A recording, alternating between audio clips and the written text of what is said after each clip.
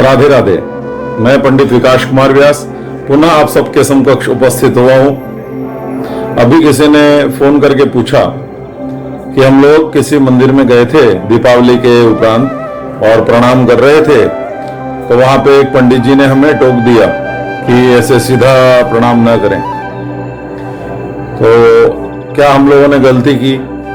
जी हाँ, स्त्रियों को सीधा लेट करके प्रणाम नहीं करना चाहिए। जो स्त्रियां मैसेज में भी लिखती हैं दंडवत प्रणाम, वो भी अनुचित ही है एक तरीके से। और आपको दो चीजें बता देता हूं कि एक हस्त प्रणामश्च, कई जनों को आप देखे होंगे मंदिरों के आसपास से निकलते हैं तो ऐसे ऐसे करके प्रणाम कर लेते हैं या ऐसे करके कर लेते हैं, ये भी गलत है। एक हस्त प्रणामश्च एका चैव प्रदक्षिणा सर्व कार्य विनश्यति, ऐसा लिखा है उसके लिए। मंदिरों में जब जाएं तो मंदिरों के अंदर में हमें जो पुरुष हैं उन सबको सीधा लेट करके दोनों हाथ सामने की तरफ रख करके और भगवान को प्रणाम करना चाहिए, जिसे हम दंडवत प्रणाम कहते हैं। आप ये पिक में देख सक रहे हो वीडियो के अंतर्गत। इस तरीके से पुरुष को लेटकर साष्टांग प्रणाम करना चाहिए। इसका ये शास्त्र में प्रमाण दिया हुआ है श्लोक। वो श्लोक है पुरुषा शिरसा दृष्टिया मनसा वचसा तथा पदभ्याम कराभ्याम जानुभ्याम प्रणामोष्टांग उच्यते। पुरुषा मन से और हृदय को पृथ्वी पर रख करके, सिरसा सिर पृथ्वी पर रखा हो, दृष्टिया नेत्र भी नीचे की तरफ हो,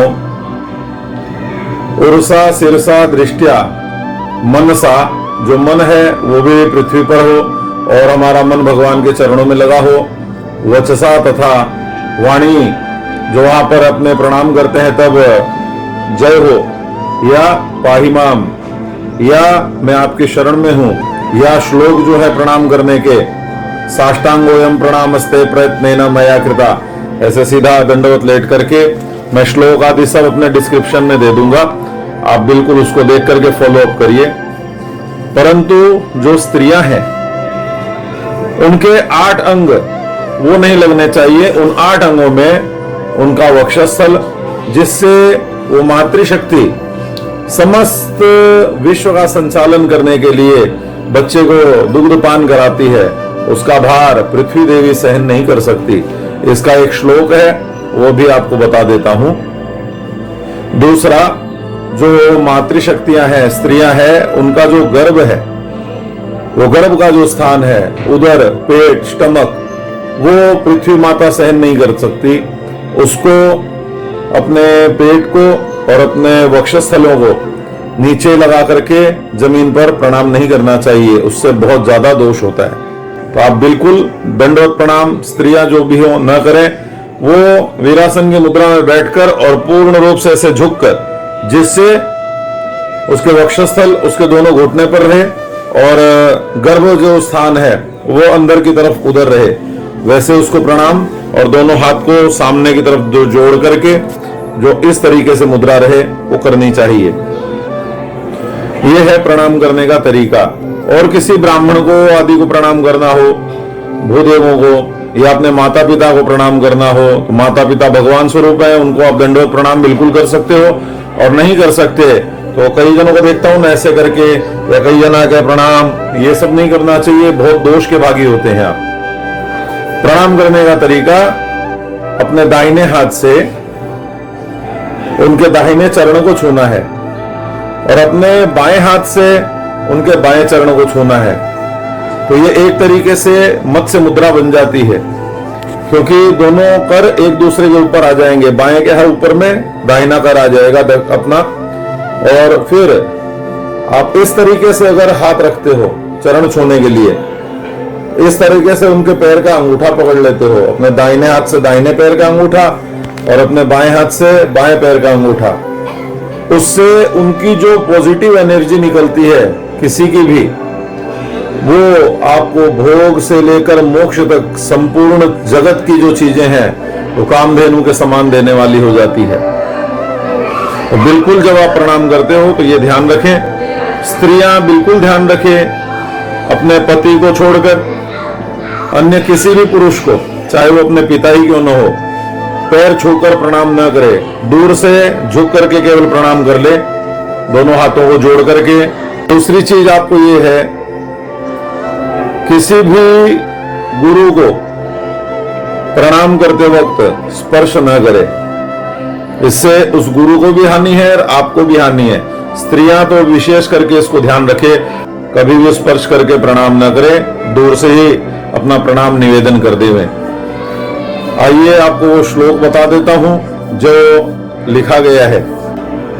ब्राह्मणस्य गुदम शंखम शालिग्रामम च पुस्तकम वसुंधरा न सहते कामिनी कुछ मर्दनम। जो तपस्वी ब्राह्मण लोग हैं, कभी भी बिना बिछाए बैठना ही नहीं चाहिए, क्योंकि उनकी सारी जो शक्तियां हैं वो मूलाधार में स्थान में निवास करती हैं, और पृथ्वी पर आते ही जैसे करंट का फ्लो अर्थिंग में चला जाता है, वैसे ही जो तपस्वी ब्राह्मण लोग हैं, बार बार कह रहा हूं, भूमि माता वो तपस्या के प्रभाव को सहन नहीं कर सकती है। तो ब्राह्मणस्य गुदम शंखम, जो शंख आदि हैं, उसको कभी भी पृथ्वी माता पर नहीं रखना चाहिए। ऐसे तो और भी 14 रत्न और धातुएं बताई गई है, जैसे स्वर्ण है, चांदी है, ये सबको पृथ्वी माता पर रखने से बहुत दोष के भागी हम होते हैं। तो शंख, शालिग्राम, शालिग्राम भगवान, उनको कभी भी नीचे पृथ्वी पर विराजमान नहीं करना चाहिए, इससे बहुत ही ज्यादा दोष उत्पन्न हो जाता है और सारा घर बिल्कुल विपत्ति में आ जाएगा। पुस्तकम, जो आप पढ़ने वाले आपकी पुस्तकें हैं, कई बार आप देखते हो ना, बच्चे पढ़ रहे हैं और पुस्तकें फेंक के चले गए, या हम पढ़ रहे हैं और पुस्तक अपने जमीन पर रख दिए। जो हमारे भूदेव हैं वो सब पाठ कर रहे हैं और पुस्तक को जमीन पर रख करके पाठ कर रहे हैं, या कुछ अपने प्लास्टिक का कवर बिछा लिए वहां रख दिया। वैसा नहीं, पुस्तक है, शालिग्राम जी है, शंख है, इनको सदैव एक चौकी पर या एक वस्त्र प्रसार करके उस पर रखना चाहिए, अन्यथा पृथ्वी माता हमें शापित कर देती है। और वसुंधरा न सहते, वसुंधरा यानी जो रत्नों को धारण करने वाली मां भगवती पृथ्वी है, वो कामिनी कुछ मर्दन, यानी जो स्त्रियां हैं उनके कुछ का, स्तनों का मर्दन स्वीकार नहीं कर सकती, क्योंकि उससे पूरी पृथ्वी पे जो जीव हैं सब पोषित होते हैं, दूध पान करके ही जीवन आरंभ होता है।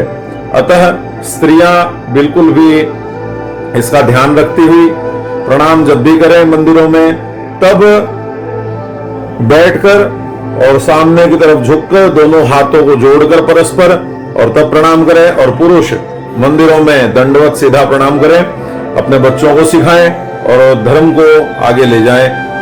कभी भी कोई भी चीजों की आपको दिक्कत हो समझने की, मेरे फोन नंबर पर फोन करिए। आपके जो प्रश्न हैं, आपकी आलोचनाएं हैं और जो भी आपके सुझाव हैं, पंडित विकास कुमार व्यास आपके समकक्ष सदैव प्रस्तुत है।